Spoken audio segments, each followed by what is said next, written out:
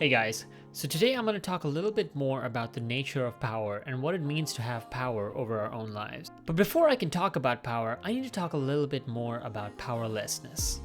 Feeling powerless is an emotion that arises out of feeling not confident in being able to get one's needs met. It means life is happening to us and we just don't trust we can do anything about it.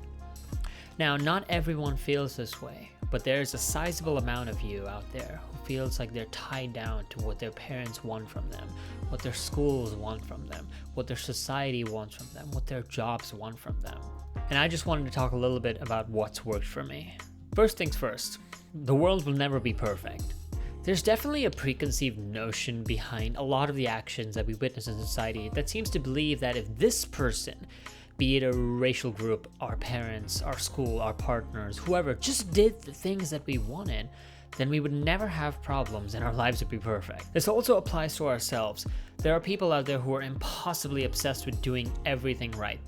You know, like they stick to one routine, reading book after book after book, looking for just that little bit of information that'll transform their life and make it so that they never have problems ever again. I'm sorry to burst your bubble, but this doesn't exist. The world is essentially messy, difficult, and full of strife.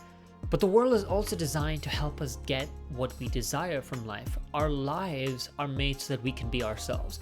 And so if life is difficult, doesn't it mean that the difficulty is good? To repeat, the difficult life is the good life. Secondly, we have to talk about the nature of responsibility. A lot of people live relinquishing their responsibility to another person, be it their spouse, their parents, their society, their government, their school. They give it up. As a result, when those people don't deliver, they feel cheated. It's really important for us to remember that no one else is here to take responsibility for us. And if we can do something for ourselves, even our parents are no longer obliged to help us. What this means is that tip number 2 is let go of the stress. The stress you hold when it comes to other people, the stress you hold when it comes to your parents, the stress you hold with shitty teachers, the stress you hold with yourself. It sucks, yes, but let's let go and do whatever we need to do out of our own responsibility. And this leads us to tip number 3.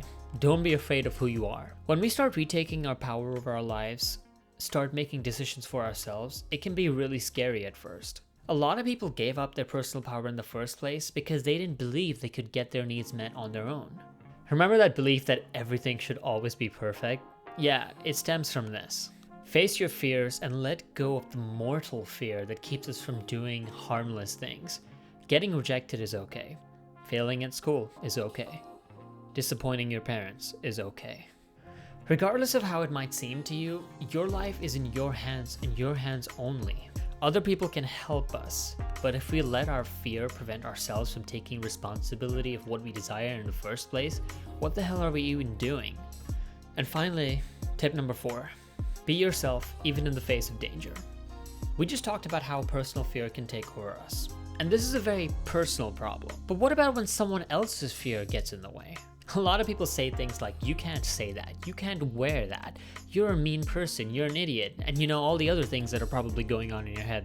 Why do they say these things? I can make a mistake and it's an opportunity for growth, whereas someone else can make a mistake or see me make a mistake and then call me stupid for doing that. This negativity is a choice that stems from their own powerlessness, frustration, fear, whatever it is. We cannot give in to that. As a result, we need to keep strong boundaries.